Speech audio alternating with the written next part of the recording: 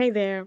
Welcome to Unmuted Voices, where we dive into the real stories behind why we stay silent, how we reclaim our voice, and what it truly means to speak with confidence. I'm Aisha, founder and chief communication coach at Start in the Beginning, and a longtime market research executive. I have spent years helping people and companies find their voices, and even now I'm still learning to use mine more boldly. I'm so glad you're here. Today's episode is about speaking up after silence, how to reclaim your voice. Our goal today is to create an honest but yet practical conversation about reclaiming one's voice after a long period of silence, especially through the lens of immigration, of cultural transitions, and of thriving abroad. Today's guest is perfect for this discussion. She is actively leading these discussions and has written a book to help immigrants navigate cultural transitions successfully. Meet Simone W. Johnson Smith, a global voice and cultural bridge builder, a former U.S. diplomat turned author, certified coach, and host of the Immigrant Experience in America podcast. She helps third culture persons and immigrants thrive across borders. Through her platform, The Bridge Concepts, Simone empowers others to embrace identity, tell their stories, and lead confidently across cultures, blending personal insight with deep, deep professional expertise. Simone, welcome to Unmuted Voices. Thanks, Aisha. It's so great to be with you this morning. Thank you. It's such a pleasure to have you. And I just want to put a quick plug for the Immigrant Experience in America podcast. I'm a longtime listener and also was blessed enough to be invited on the platform many years ago. Please check it out. It is an amazing, amazing podcast. Simone, today, I want to talk about today. You work at the intersection of thriving abroad and helping people reclaim their confidence, but let's start with who you are. I'd love to hear more about you and how you grew up. And also, if you could, help us understand how your personal journey shaped the way that you think about voice, how you think about silence, and how you think about self expression. So you've shared already like what current life is like. Just released my book, Decoding America, as an author now, and um, host of the podcast, The Immigrant Experience. But previous to that, originally from Jamaica, so I identify as Afro Caribbean, and I've been in the U.S. for a little bit over 2 decades now. And boy, that has been a journey of transformation. I call it the alchemistic immigrant journey, right? Because you literally, like, I feel like it changes you on the cellular level. Right? Wow. So I grew up in a large family, very communal, small community of less than 250 people with my mostly on my paternal side of family, right? Daddy's one of 11, mom one of 12. Lots of cousins. So Wow. if you can picture just a huge community of I always kind of felt like I was in a bubble. And I kind of grew up as I left home in 2005 for the first time. So that's a little bit about my background. So I grew up in a very, I want to call it kind of, I said bubble before, right? But just in a way, just like very friendly. Everybody in the community would look out for you. Neighbors, like my grandmother could send me a mile down the road, take this to so and so neighbor. You take it by yourself and walk back. Very safe Mhm. community, right? I had no reason to kind of be afraid or feel threatened of people. But, when I left home in 2005, after moving to the US, I left home in 2005 to the Washington, D.C. area for the first time. It was quite an undertaking, right? I remember folks expressing, "Where are you leaving the family? Where are you going?" Because they were probably afraid that I was going on my own, away from everybody so far from Kansas City to the Mhm. Washington, D.C. area. And boy, that was quite a journey. For the first time, I started realizing a lot of things. One, that I had entered the US legally, and there were lots of people who were not in that position. I didn't realize Mm. that before. And the Mhm. silence Mhm. and people living in the shadows when you're in that place. And then all of a sudden, I started realizing that I was also silencing myself. There were times, many a times, that I realized that, oh, Simone, I was quiet in class and there's participation credits that I didn't quite get fully. If you don't participate, you don't get those credits.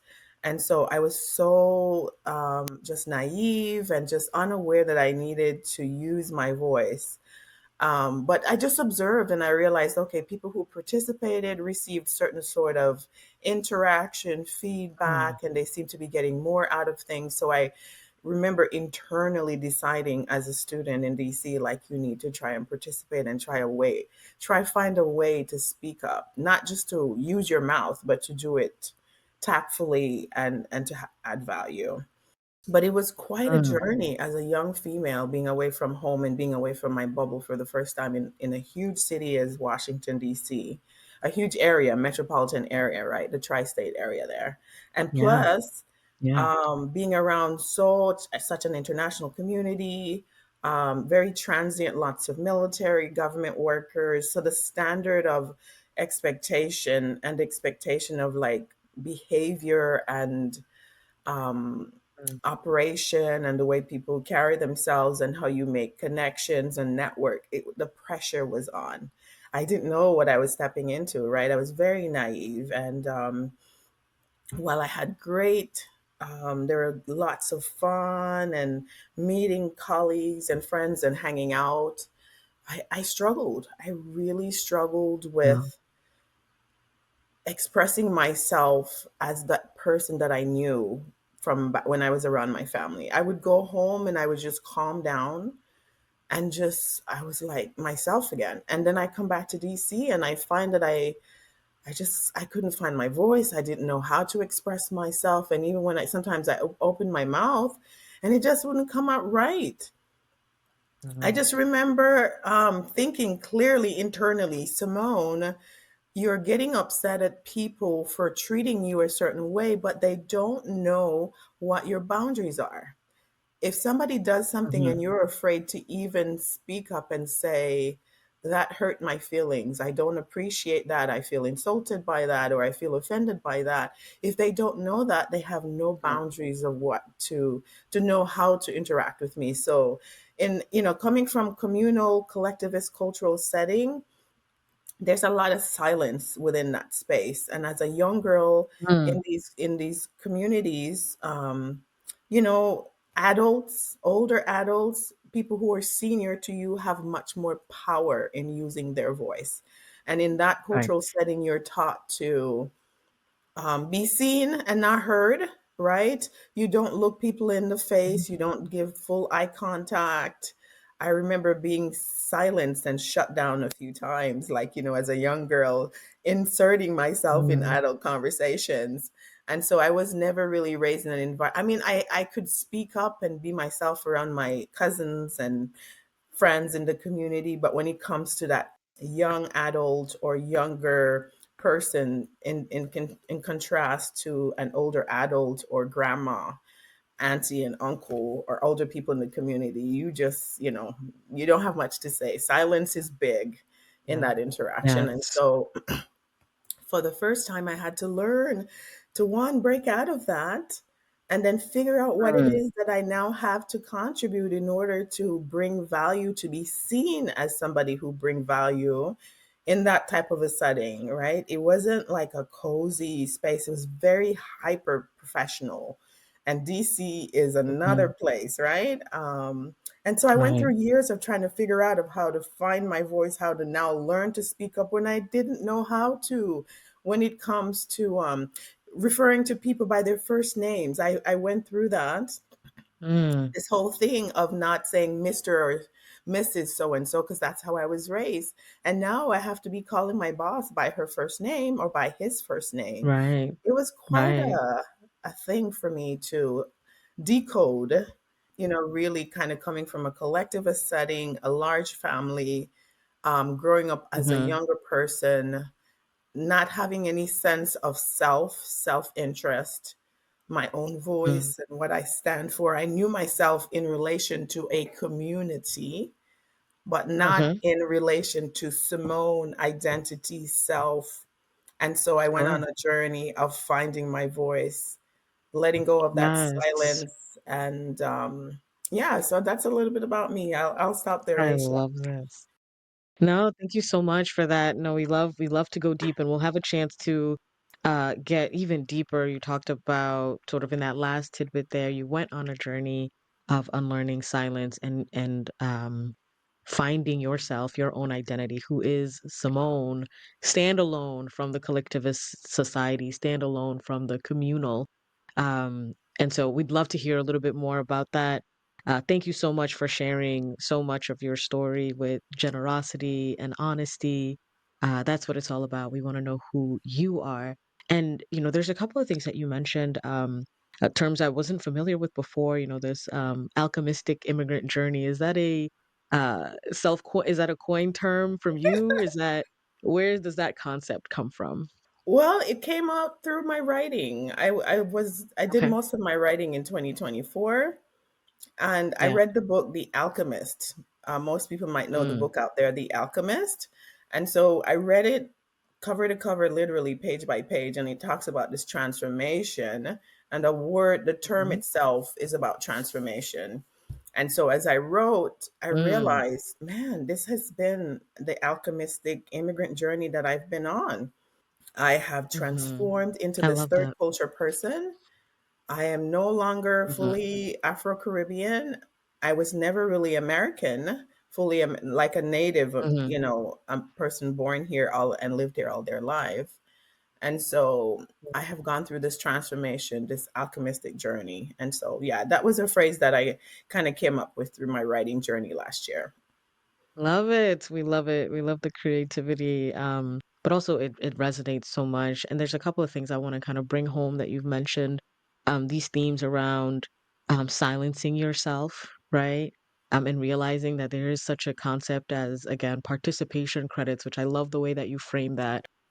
Participation, speaking up, whether it's valuable or not sometimes, right, is often rewarded in this culture.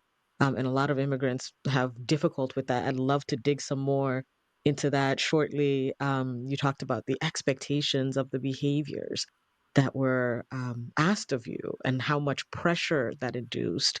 You talked about sort of, this concept of speaking up again after being silent, almost being conditioned for silence, silence as a form of respect, silence as a form of deference, and then being sort of plunged into this new environment where that may not necessarily be seen as valuable here. So this is incredible. I think sort of feelings and experiences that immigrants across the board will experience. And then I think there's also even potentially some regional implications here for our listeners who may not necessarily be immigrants, but are moving from, let's say, down south to up north, or California to the east, or the east to California.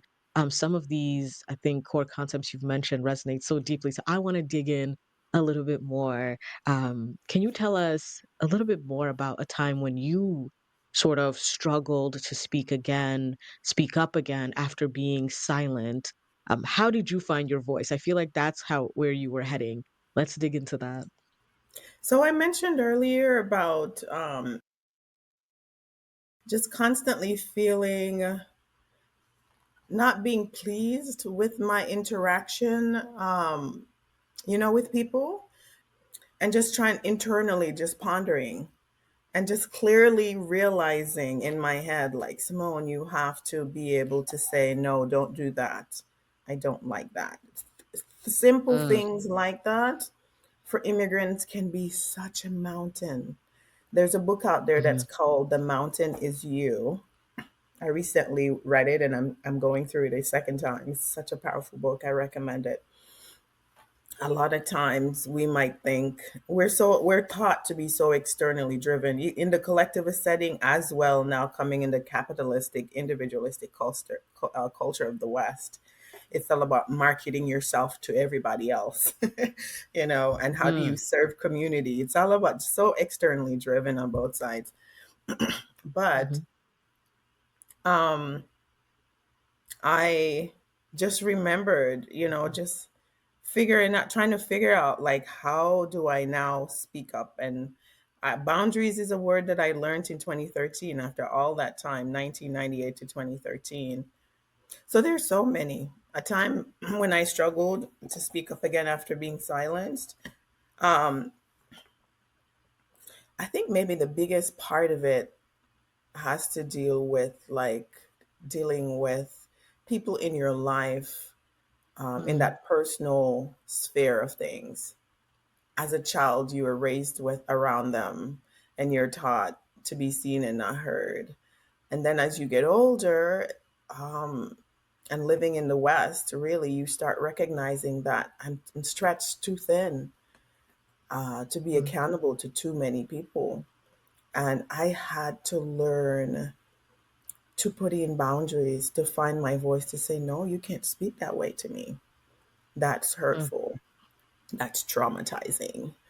That is painful. I It mm, tears me up if I then sit here and allow you to treat me this way and to exercise the power that you feel over me as now an adult. But in the culture, it doesn't matter if you were a child and you're still younger than them, they still exercise that power.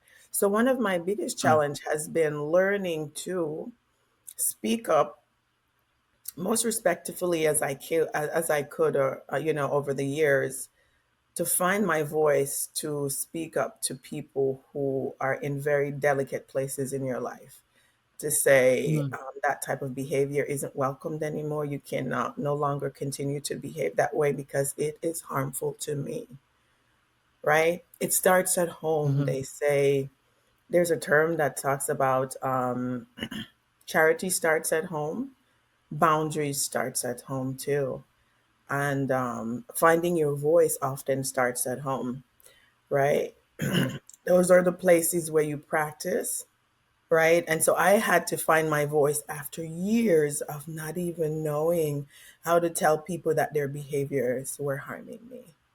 And so, wow, yeah, I'll leave it there. That was a big one. That was, and once I found that, once I started finding and exercising and building that skill, that muscle in my personal mhm, life, then I had more confidence to stand up in my personal integrity as a person with people mm, outside of that setting, in the workplace, friends, and other people. Right? But sometimes you need to practice in the most intimate places, whether it's a spouse, siblings, or whatever, you name it. Sometimes you need to practice there to kind of work that muscle. And that's where the confidence often starts. mm. Oh, wow, that's a powerful notion, that it starts at home. It's not something that you wanna, uh, pilot in the workplace, right? You wanna start it at home, you wanna find the language, and so I'm gonna dig a little bit, I'm gonna double click on that notion, which is you equipped us with sort of like what to say in terms of, no, don't do that. I don't like that, right? Um, how did you find the language, or perhaps let me phrase this differently. Can you share with us the language that you actually use in real time? Because, and the reason I ask that is because I think a lot of people are afraid of, well, I don't want to come off and seem overly sensitive. I don't want to come off and seem combative. I do feel all these intense feelings Simone is talking about, but what do I actually say in that situation? What do I say to somebody who is hurting me and crossing all sorts of boundaries? What would you say to somebody like that? It's funny, as I heard you repeat what I said, I can think literally. I'm trying to change for my daughter, right? For my little one. It's amazing once you become a parent, it actually it's a mirror of who you are, who you want to be, what you want to, what kind of legacy you want to pass on to the next generation. And so the urgency for that was so important for me over the past several years in modeling Mm, that for her. And she even have a song that we play, and I remind her, remember that song that talks to when she's at school and people do things to her? No, I don't like mm, that. You're standing too close. That makes me feel uncomfortable. And sometimes, not all of the times, for me, my journey was practicing at home, but sometimes for some people, it stepping outside of the personal, intimate spaces might be way too delicate for them to approach or start there. It could mean that you start with a friend. It could mean that you Mhm. practice with a friend. Hey, I'm struggling with this. Can you, just be aware? Can I practice with you? You can ask them. You can have a friend who knows you very well, that you feel like you have that type of rapport to be able to practice with that person. So you can start with a friend outside of the personal setting, because I recognize in a lot of collectivist settings where people are now living in the US and other Western cultures, the clash between the collectivist and the individualistic world is a serious mountain to get over. Okay. So I understand that experience of climbing, of really finding your voice, coming out of that tunnel of Mhm. silence that you've lived in from a child. It's not easy. So sometimes I will Right. say, I won't say that for everybody it's starting at home, but for me, that was my journey. Sometimes you have to start with your friends or maybe practicing at work. It could be Mhm. something as simple as going to somebody, a colleague, and say, "Hey, I received your email, but I didn't fully understand. I might be misinterpreting what you said. Can we Yeah. have a conversation about it?" It doesn't necessarily mean that you have to come off with the negative. You could frame it in a Mhm. positive way, such as just talking about it. And Yes. because in a lot of settings, people are afraid to even have a conversation around a lot of things. So it could be a starting place of, can we talk about this? Oh, I'm Mhm. misinterpreting something that I heard you say. Like, help me understand. I don't want Right. to, I may have taken that or heard that the wrong way. Let's talk about it, right? I don't want to take this the wrong way. It made me, I didn't like how I felt about it, for example. Can we just talk about it?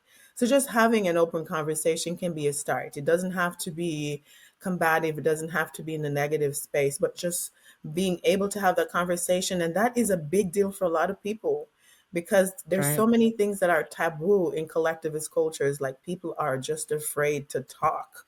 The amount of times I've been told, like, shh, don't say anything. Like, even though somebody harms me, don't say it, because it's going to, this person might be older, and it's going Mhm. to culturally just not what you do, right? No matter if they Right. harm you, you don't speak up, you don't say it, you push it under the carpet. There's silence. There's so much silence in these communities.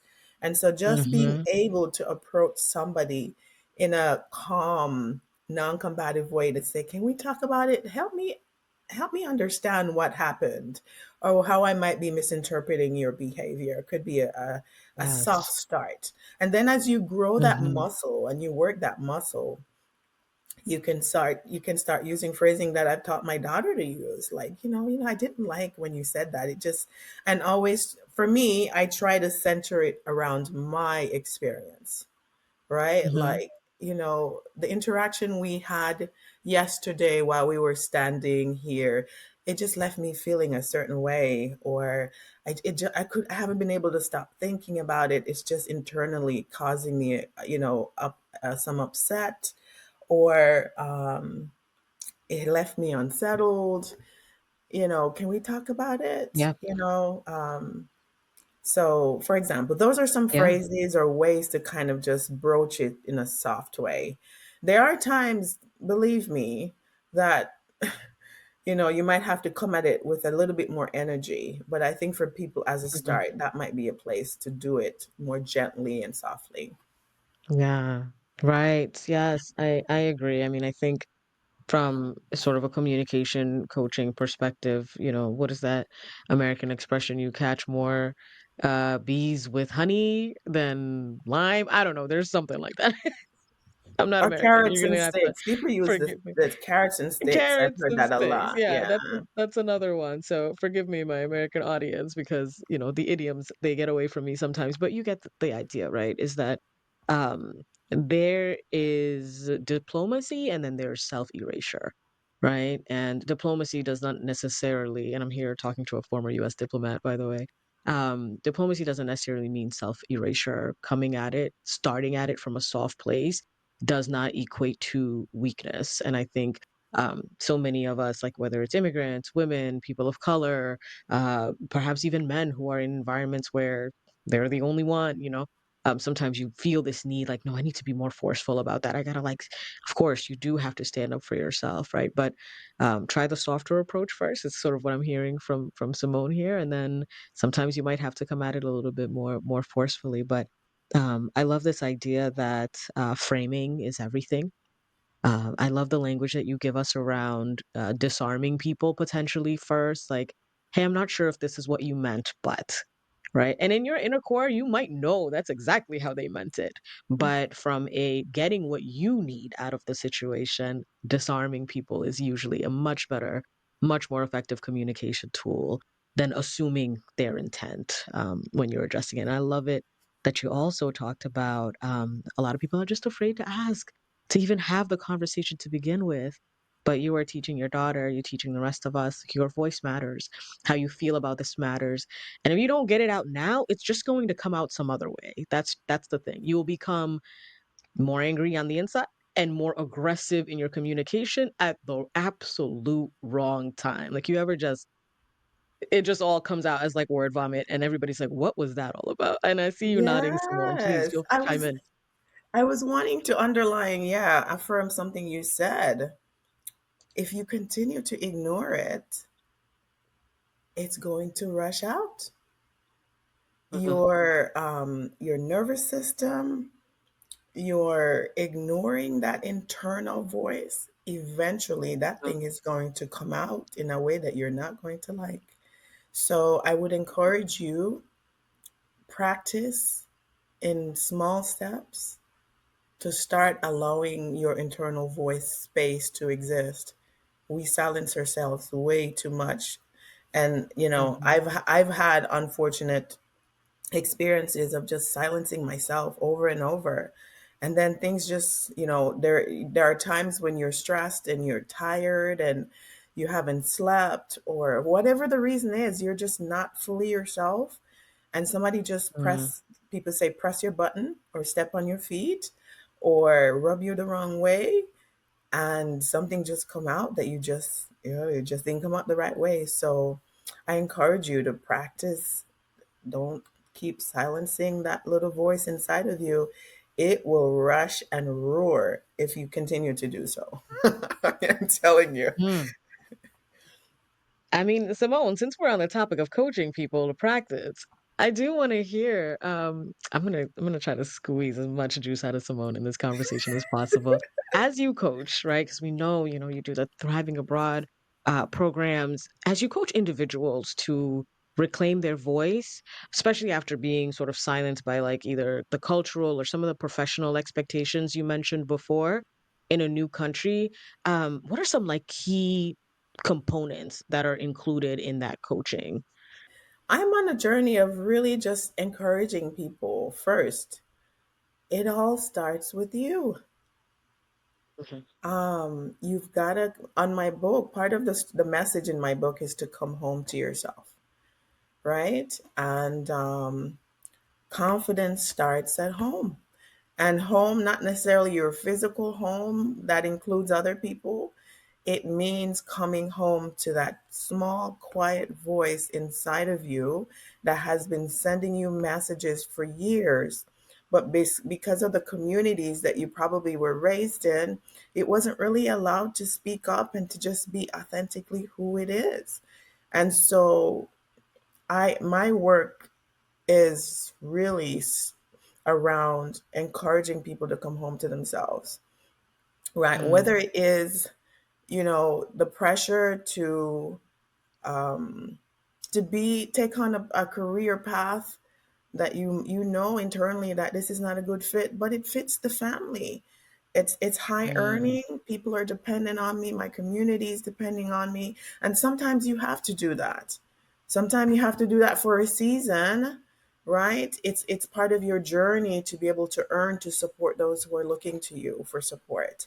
You're the one that everybody pooled their funds together to send abroad, and so the expectation and the pressure is immense, and so we get that. And so for a season you might have to do that, But I Mhm. encourage people eventually to start listening to that voice. Find a way to create space for that power that's within you, that purpose that's within Mhm. you to come alive, to create balance between social impact, community expectation, cultural expectation, and your self-care, self-aspiration, that Maslow's self-actualization. Find a place for that to come alive.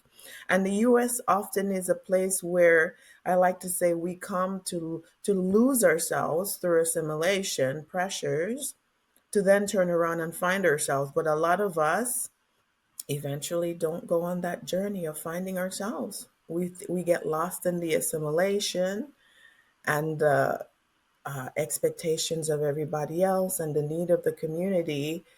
So, my journey is taking people on the path of coming home.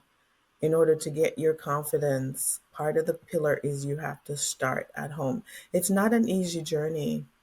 When you start going within, a lot of people will drink alcohol, they'll go into so many other things, such as whether it's, and I'm not sure if I can even say this term on your show, Aisha, like sexually promiscuous, turn to other forms of drugs, alcoholic beverages. They will go, whether it's exercise, for example, people will throw their energy there, whatever it will take, so that they don't have to sit with themselves and go within. And I say, Mhm. world peace starts with you. We cannot Mhm. expect that the world is going to ever have peace until we all turn within and see what are those messages that we've picked up from the time we entered this realm. What are those Mhm. messages that cause war inside of you that you need to Mhm. address, that you need to look at, that you need to bring healing to, that you need to discard, that you need to accept and realize and stop running away from ourselves. So I hope I answered your Yeah. question, Aisha. No, absolutely, absolutely. To bring it home a bit, I think what I'm hearing is it all starts with you, right? And you're coaching as you coach people as far as how to reclaim their voice. It's not external. It just starts with how you feel about yourself, how you see yourself, and then I think you weaved in these like really interesting.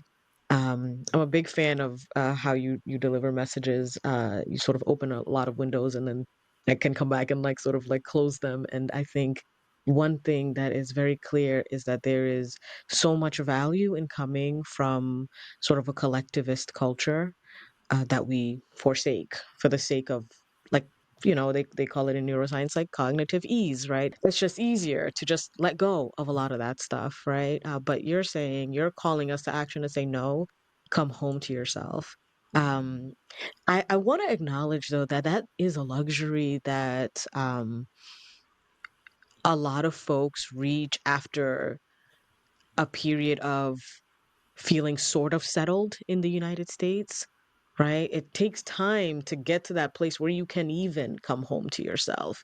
And I want to acknowledge the people who are sort of still in the trenches. So when should that process start? Quite honestly, right? Because you come to the United States and you're just thrown into this melting pot, right? Then you went through a journey and you said, I have got to come home to myself. I can't do this anymore the way I'm doing this. But when should that start? Hmm. I really encourage people. I know we hear this term a lot about melting pot, but I like to use the term salad bowl, right? And Mhm. I know there's a certain level of assimilation that is necessary, but I like to say you really don't have to give up yourself. There are parts of you that need to grow, that need to adapt, that need to change, that need to be integrated with your new environment. But it doesn't mean that you throw out what's already in your cupboard, in your seasoning cupboard in your kitchen. Just picture giving you that graphic. You might have curry powder, turmeric, like in mine, black pepper, whatever. You don't just throw that out. The Mhm. culture, the traditions, the heritage, the power that you bring from wherever you come from. You don't throw that out and all of a Mhm. sudden just start afresh in the US. That is always with you. And so I understand and I agree that it is a luxury to get to a place in life where you can start reinforcing coming home to yourself. But I would encourage people to never don't ignore or erase or melt away what you bring to the table. You might Mhm. need to use code switching, or what I like to call contextual code switching, because of the different environments that you have to interact with at work, at church, in other social settings, now being in the US or any other Western culture or other places. Mhm. You might need to contextualize what you show or how you interact with people. But I don't really believe that you need to throw that out. I think a lot of immigrants come in and they think that they just have to silence who they are, who they come Mm. in the door with. Um, Yeah. and that is really giving up your power. I had to just come home and embrace that I don't even know what I sound like really until I start listening to my podcast. Mhm. But I remember when I did it the first time and I heard myself, it was just such an experience for me. And people Mm. would struggle to put me into whatever box because they didn't know what I sounded like after a decade or more. But I think you need to start to communicate and interact with people right where you are. And I know sometimes people don't immediately get a warm, friendly feedback from people, because sometimes people might be hearing the way you speak from a different country the first time, and it doesn't always. They don't really have an ear to hear, for example, the Latino or the person from a Spanish speaking country's accent or the French accent. Yeah. They don't have the ear because they haven't really been around it for their mind to pick that up. So Mhm. I get that. It might not always be a friendly feedback that you're getting, but the fact is, you are who you are. So you really have to show up where you are. I remember somebody saying, you know, we're all trying to change ourselves for an audience, but we have to communicate exactly from where we are. And so Mhm. I say, yes, it might, on one side, it is a luxury, the message that I'm sending. When once you've gotten to a certain level in life and you're able to say, you know what, the way I've been showing up, my confidence has left me, because and that doesn't work for me. I remember clearly thinking that I needed to exercise boundaries. I remember trying to Mhm. do presentations and trying to present myself in a certain way, and I was honestly just showing up the way I was, and it just wasn't landing. People just would misinterpret how I said, my tone. And so I had to come home to me. So, on one side, let me bring the message home. You can be viewed as a luxury, but I think it's essential for you to start and communicate from where you are, because it's so reductive. It's so to erase the person that arrived on that plane, or however you reached to the Sure. US or somewhere else. How then Mhm. do you basically just throw that person out, or basically say, no, you have to stay here in the shadows? You have to, Yep. you can't show who you are. Um, that does something to your spirit. It does something to your psyche, to that inner voice. I think you learn how you need to adapt and to contextually code switch depending on the environment you're in. However, you don't throw out who you are. And so I'm encouraging people, coming home and staying home is so essential, because if you don't, based on the messages that you're getting from your new environment, you feel like who you are is not acceptable, it's not received well, and you decide, okay, Mhm. I need to just throw that person out. I don't know how then you become a new person without acknowledging that inner voice, that's going to be eating at you for a number of years. Yeah. You really Yeah. need to acknowledge, embrace, Mhm. and you decide, based on your new environment, how you want to change. I think Mhm. that's just my perspective, and it's not until my confidence returned when I basically said, you know what, this is where I'm from. These are the people that are my Mhm. parents. This is the community that I'm from. This is my skin tone. This is how my hair looks. This is how I sound when I speak. I had to fall in love with Simone before the rest of the world could fall in love with her. Right. Right. Right. So, any Yeah. case, let me not belabor the point. I hope I answered the question. No, no, no. Thank you for that perspective. You certainly answered the question, I think.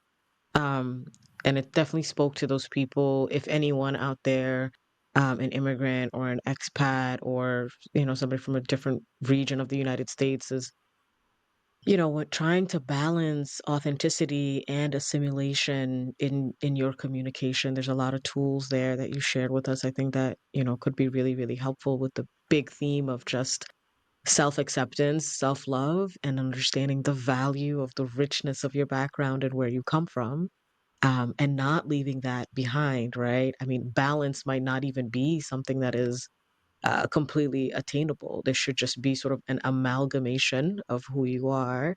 And then that is what is translated into what you say in your communication. But I don't want the point to get lost, as Simone just mentioned, that absolutely, there are places in which you can grow, particularly with regards to communication. And there's nothing wrong with actually contextually code switching. There's nothing wrong with that. That's part of the human experience.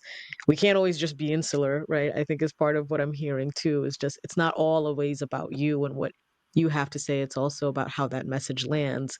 And that's where contextual code switching might actually be handy for you. But don't lose yourself. Thank you so much for sharing that. I appreciate that. All right, Simone. So we've talked about the individuals. I know you also coach leaders. What is a simple first step organizations or leaders can take to create spaces where immigrants and expat voices are genuinely heard? So it's all about culture, I think. If I walk into a room and I can immediately pick up the energy that's around from the people, and I don't feel like what who I am and what I bring is valued, then I'm going to hide that. I'm not going to bring Mm, it to the table. And so I encourage people who are in positions of power, employers, policymakers, people who are creating environments for, let's face it, there are 218, according to the United Nations in 2024, as of 2024, 218 million people who are transitioning across the globe, whether mm, you're an international professional, international student, a refugee, an expat, whatever group you put yourself in. But you're a migrant, basically, right? You're moving from one country to the next, whether it's for family reunification, work, study, name it. 218 million. That's a lot of people.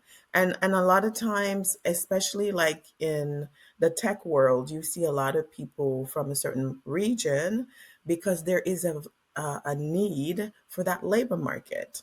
And so, in order for your employees to feel fully in themselves, so that they can bring the value that you need for for your operation, for your company to do well, and for your company to thrive and innovate, you then have to create a culture and an environment for them to feel like they are valued. And so they're going to read that message. You can't fool people, right? And so mhm, you create a policy and you create an environment where people feel valued, not necessarily that mhm, any one group is more dominant over the other. And I recognize that that happens in a lot of settings, depending on how many who's in leadership. Sometimes a dominant culture tends to float to the top, and you can pick it up as you enter that space. But I think there needs mm, to be one of my close colleagues in the space, Lola Adeyomo. She has program that talks about immigrants in corporate, and she talks about employee resource groups. And so that's kind of creating a space where employees and people from other places can build community, can be heard, can share Yeah. information, can decode the environment that they're in. And so it's really important for leaders, managers, for employers, policymakers to create the environment and culture where there's a space for that. Yeah. Yeah, because if you're asking somebody to come from a whole different place across the globe and to flourish in your environment and there's no space for them, how then can they flourish? Right? If a flower starts Right. to wilter or wilt, I hope I used the word right correctly.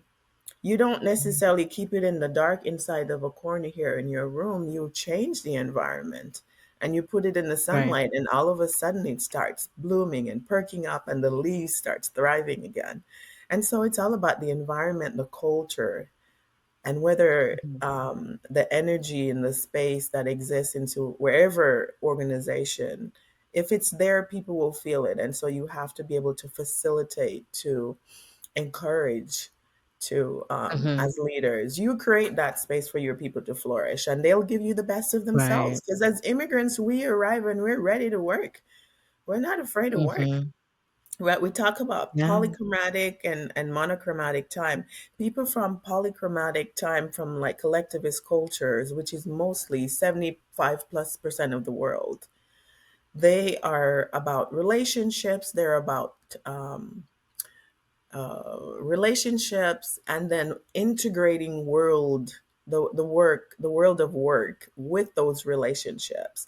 And a lot of times they're able to multitask versus people from monochromatic, low context cultures like the US tend to want to focus on one task at work, right? And get things done. Right. And so it's very important for, I think, leaders to educate themselves about these types of topics from which immigrants and other people are coming, so that they can then facilitate an environment where everybody can thrive. Yeah. Absolutely. I love that notion of it is incumbent upon leaders to create the environment. And I love the example of an ERG as sort of a simple first step. It's not simple to create an ERG, of course, but it is sort of an easy, graspable, actionable first step that you can take.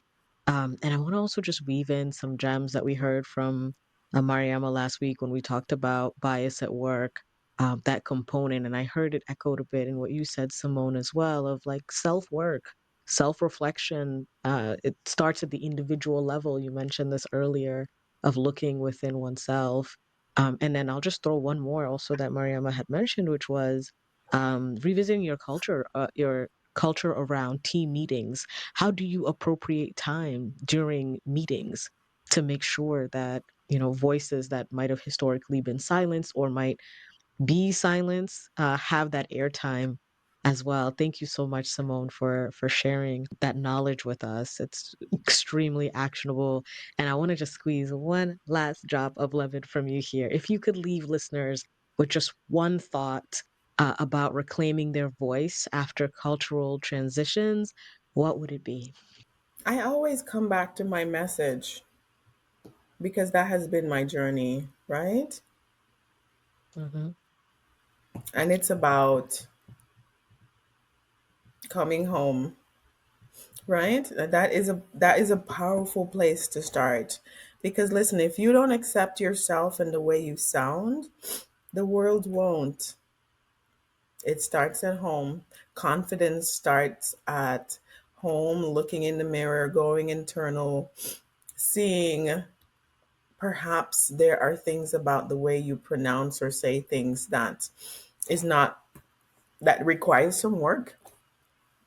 And Hmm. so I would say acknowledge who you are, acknowledge your heritage, acknowledge the way you sound, your own voice, and embrace that fully, all of it. And then you decide how you want to change that and how you want to craft and present yourself to the world.